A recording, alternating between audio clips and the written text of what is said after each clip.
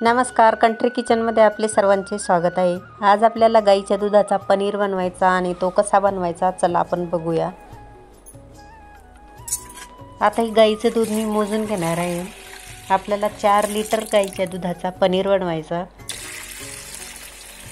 आपलं हे 3 लिटर दूध झालं आणि 4 लिटर असं आहे। न तापवलेलं कच्चं दूध घेतलेलं आहे 4 लिटर। याला आता तापवण्यासाठी ठेवलं। तोपर्यंत आपण एका वाटीमध्ये 1 चमचा सायट्रिक ॲसिड टाकून घेऊ आणि त्यात थोडंसं पाणी टाकायचं आणि याला आपण चमच्याने हलवून चांगलं विरघळून घेऊ।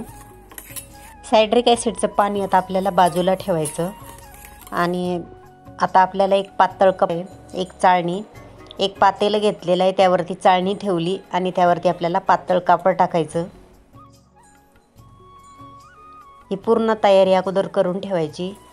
हे बघा आपलं दूधही आता उकळत आलेलं आहे।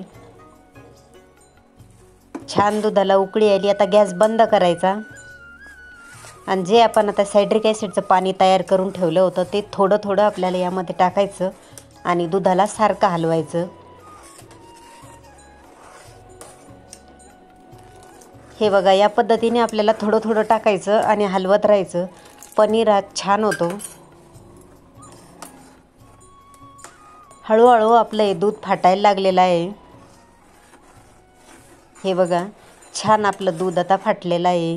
सायट्रिक ॲसिड ऐवजी आपण लिंबाचा रसही वापरू शकतो। इथे 4 लिंबाचा रस टाकायचा। याला आपल्याला आता गाळून घ्यायचं। हे चाळणीवर जो कपडा टाकलेला आहे त्यात आपल्याला हे टाकून घ्यायचं।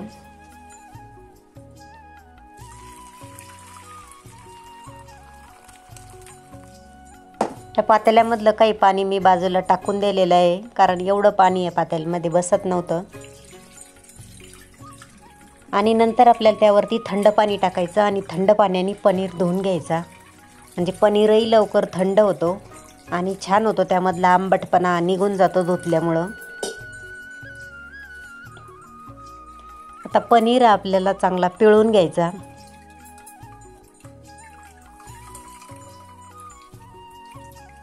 असं या पद्धतीने त्यामधलं पाणी आपल्याला जेवढं पाणी काढता येईल तेवढं पाणी आपल्याला हाताने काढून घ्यायचं आणि पनीरमधलं जे पाणी राहिलेलं आहे त्या पाण्याने आपण पीठ मळू शकतो किंवा भात शिजवण्यासाठी सुद्धा वापरता येतं।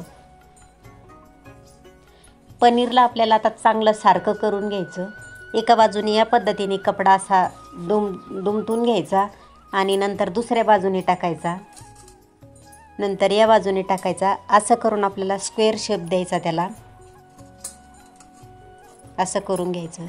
नाहीतर पनीर बनवण्यासाठी आपण जी डी-मार्टची बॅग आणतो ना पातळ, त्यामध्ये सुद्धा पनीर खूप छान बनवता येतं। याला आता हाताने थोडंसं असं प्रेस करून घ्यायचं। त्यातलं पाणी पूर्ण निघलेलं आहे आता। तरी आपण आता त्याला छान त्याच्या वड्या पडण्यासाठी या पद्धतीने आता आपल्याला पनीर ताटावरती ठेवून घ्यायचं। परत मी त्याला एक वेळेस असं छान असं सारखं करून घेत आहे म्हणजे छान त्याच्या वड्या पडतात। खाली एक ताट ठेवलेलं आहे, नंतर पनीर हा व्यवस्थित ठेवला आणि त्यावरती परत एक प्लेट ठेवलेली आहे। त्यावरती मी पोळपाट ठेवला आणि वरती खलबत्ता ठेवणार आहे किंवा आपण यावरती काहीही वजन वरती ठेवू शकतो। असं पोळपाट ठेवला, खाली ताट ठेवलं की खूप छान असा प्लेन एकदम पनीर तयार होतो। हे बघा या पद्धतीने हळूहळू त्यामधलं पाणी पूर्ण निघून जातं। अर्धा तास हा पनीर असाच ठेवलेला आहे। अर्ध्या तासानंतर चला आपण बघूया पनीर कसा झाला। हे बघा गाईच्या दुधाचा पनीर असल्यामुळे थोडासा पिवळसर दिसतो पण खूप छान असा पनीर तयार झालेला आहे। चला आपण आता याला असं कट करून ठेवू। मी या पद्धतीनं पनीर तयार करून फ्रीजरमध्ये ठेवत असते आणि ज्यावेळेस आपल्याला पनीर वापरायचं त्यावेळेस पाणी गरम करून घ्यायचं आणि त्यामध्ये क्यूब टाकायचा। अगदी असा मस्त मऊ पनीर होतो किंवा आपल्याला लगेच वापरायचं असलं तरी वापरू शकतो। हे बघा खूप छान असा आपला पनीर तयार झालेला आहे आणि तोही गाईच्या दुधाचा। खूप छान असा पनीर तयार झाला। आपण सुद्धा या पद्धतीने पनीर तयार करून बघा आणि कसा झाला तो कमेंट करायला विसरू नका आणि आजचा व्हिडिओ पाहिल्याबद्दल धन्यवाद।